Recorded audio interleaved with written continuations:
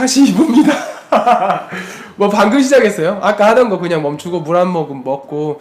사실 이렇게 멀리 왔는데 하나만 하고 가긴 좀 아쉬워서 이번에는 이제 수업 얘기할 건데, 김인철 선생님 같은 경우는 뭐 여러 가지 수업 하는데 거꾸로 교실로 되게 유명하시죠. 그래서 학교에서 거꾸로 수업 어떻게 하는지 한번 알아보도록 하겠습니다. 우선은 주로 거꾸로 교실은 어떤 수업 하세요? 주로 수학을 하죠. 그쵸. 사실 요새 연구학교 다니면서 과정중심 연구학교를 집중적으로 파고 있어요 요새. 근데 전부 다 하는 말이 뭐였냐면 애들을 바라볼 시간이 없대. 맞아. 그 얘기를 제일 많이 해요. 예전에는 뭐 한 90%를 교과서랑 칠판 봤다면 지금은 한 90%를 애들 보는 것 같다고 그 얘기를 하거든요. 그렇죠. 사실은 과정중심 평가도 거꾸로 교실을 하면 굉장히 유리하게 적용할 수 있다는, 쉽게 적용할 네, 수 그런 있죠. 장점이 있을 것 네. 같고, 우선은 우리 인철 쌤 거 모델 한번 보도록 하겠습니다. 우선 가장 처음에 디딤 영상 주고 나서 수업 딱 시작하면 뭐부터 시작하세요? 정말 선생님이 하기 쉽게 저는 이제 욕심 비우고 가장 쉽게 합니다. 일단 영상은 다 교과서예요. 아하. 영상은 교과서 안에 있는 활동 1, 활동 2, 활동 3. 단원에 처음 도입 들어가는 첫 시간이면 이전에 연결되던 이전 학년이나 그 전에 배웠던 것을 살짝 언급하고 교과서를 설명을 해줘요. 오케이. 네, 그리고 마무리 문제는 남겨놓죠. 오케이. 그리고 아이들이 학교에 와서 옆에 짝과 마무리 문제를 설명해라. 서로 풀면서. 그렇죠. 마무리 문제는 절대 풀어오지 그걸 않게. 그걸 위해서 마무리 문제를 남겨두신 그렇죠. 거구나. 아예 동영상에 다른 학습지 안 만들고. 그렇죠. 아따 쉽네. 그냥 그렇게 합니다. 오케이. 이렇게 네. 쉬워야 돼요. 그럼요. 선생님들 교과서에 있는 문제가 이미 정리 다 돼 정리가 있어요. 잘 돼 있는 네. 아주 좋은 문제예요. 체계적이거든요. 굳이 다른 학습지 만들 필요 맞습니다. 없거든요. 근데 꼭 학습지를 만들어야만 준비된 교사인 것 같은데 그렇지 않아요. 교과서에 있는 내용을 충실하게만 전달해도 사실 그래도 시간 부족하죠? 맞습니다. 맞아요. 오케이. 수학이 킴색할 시간도 사실 없을 때가 있어요. 오케이, 계속. 그래서 마무리 문제를 포인트는 그거예요. 설명할 수 있는가. 그래서 아이가 먼저 잘 설명할 수 있는 친구 먼저 하고 문제가 하나일 때는 다시 한 번 더 두 번째 아이가 똑같은 문제 설명하고 두 개일 때는 서로 번갈아 가면서 하되 잘 할 수 있다고 생각하는 사람이 먼저 하고 그런 식으로 동영상 봤던 걸 설명하는 시간으로 약 5분을 쓰죠. 오케이. 그럼 끝나요. 오케이. 선생님들이 많이 쓰시는 사이트에서 그 차시에 있는 학습지 10문제가 있는 학습지를 프린트를 합니다.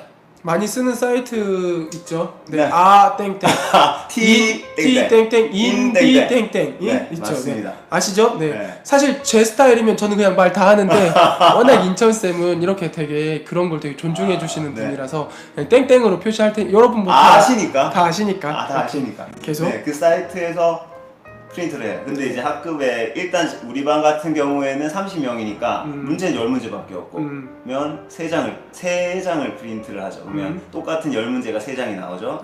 조각을 냅니다. 다 잘라요. 1번부터 10번까지 한 장씩 네. 조각 문제를 만들고 제가 그걸 들고 제가 생각하기에 1번은 기본적인 거, 10번은 응용 문제잖아요. 그 학습지의 번호를 보고 할 수 있을 것 같은 문제를 아이를 보면서 주는 거죠. 네. 그러면 그 아이는 아이들마다 문제를 하나씩만 가지는 거죠. 애들 수준에 맞게. 그렇죠. 그러면 사실 자기들이 다 알아. 내가 이 정도 수준이면 쟤한테도 저런 게 같겠구나. 네. 그러면 이제 아이들에게 이제 긴 A4 용지를 주고요. 아이들이 이제 반복이 돼 있다 보니까 저는 아이들에게 주면 그냥 자동으로 3번 접어요. 3번 접는 할 방법으로 되게 다른 곳에도 많이 쓰는데 3번 접으면 8칸이 나와요. 그렇죠. 그러면 네. 자기가 가지고 있는 그 문제를 첫 번째 왼쪽 위에 번호 이름 쓰고 자기가 받은 문제를 여기 풀어요. 계산식도 쓰고 풀이도 쓰고 답도 쓰고. 오케이. 그러면 끝났어요. 1단계는 끝이 났고요. 오케이. 이제부터 시작이라고 하면 아이들이 일어나서 친구를 만나러 다니는 거예요. 모두가 일어나서 바닥에 드러눕고 책상 위에 걸터 앉고 의자에 앉고 막 이제 자기가 원하는 친구에게 다가가면 근데 포인트가 뭐냐면 자기가 풀었던 정도의 느낌을 할 수 있는 아이들을 찾아간다는 거예요. 그래서 서로 문제를 바꾸고 바꾼 문제를 일단 풀어요. 일단 자기가 풀어보고 자 내가 설명할게. 그 친구한테 받은 문제를 원래 주인에게 설명하는 거예요. 그러면 설명하다가 그 친구가 들어보고 이 친구 설명이 맞았는데 내 답이랑 다르네. 내가 잘못 풀었구나 될 수도 있고 얘 잘못 풀고 있네. 내가 다시 가르쳐줘야지. 그리고 서로 설명이 한 번씩 끝나면 다시 자기 문제 받고 다시 또 새로운 친구에게 가서 문제 바꿔서 풀고. 그거를 그러면 8사이클 돌려요? 그렇죠. 10문제면 이제 10문제를 하는 거죠. 만약에 갔는데 얘랑 나랑 문제가 똑같으면 빠이빠이. 똑같은 오케이, 빠이빠이. 오케이. 굳이 아니면 뭐 답만 확인해봐도 되고. 처음에 만났을 때 이게 지금 문제 해결 활동인 거죠? 그렇죠. 한국 문제 해결 활동? 그렇죠. 오케이. 그렇죠. 근데 지금 화면에서는 안 보이시겠지만 기본적으로 이렇게 쉽게 할 수 있다는 거예요. 그래서 제가 수업 시간에 포인트는 설명하기예요. 제가 설명하는 게 아니라 서로 설명하기. 서로 설명하기. 네.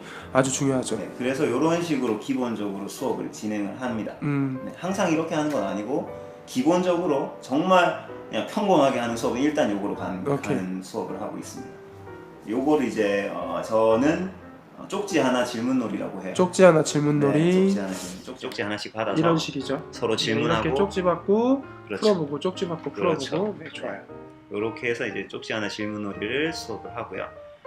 그 다음에 제가 좋아하는 거는 이제 얘기해도 되죠? 네. 할리갈리 게임. 할리갈리. 할리갈리 게임. 2학년 요 지금 보이는 장면들은 작년 우리 반 2학년 어린이들 이거네요. 문제 카드 질문놀이. 네.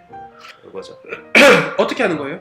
할리갈리의 규칙이랑 유사합니다. 유사한데 일단 아이들이 동영상을 보고 왔고요. 네. 마무리 문제를 서로 설명했어요. 네. 5분에서 10분 정도 걸리고요. 네. 그러고 나서 특정한 수업 같은 게 있어요. 예를 들면 초등학교 2학년 같은 경우는 이제 구구단을 하는데 아이들이 구구단을 그냥 외우죠. 막 외웁니다. 그냥 그 구구단이 덧셈이랑 연결이 되어 있는지 그림으로는 어떻게 표현하는지 어떻게 연결해서 하는지에 대한 초점보다 일단 아이들은 노래 부르듯이 많이 외워오죠. 근데 이제 제가 생각하는 포인트는 곱셈의 의미가 덧셈에서 어떻게 나왔는지를 아이들에게 알려주고 그러한 그 생각 과정이 저는 중요하다고 생각을 하거든요. 연결고리가. 그렇죠. 어떻게 곱셈이 나왔는지. 그렇죠. 그래서 그거를 이제 놀이 형식으로 수업을 합니다.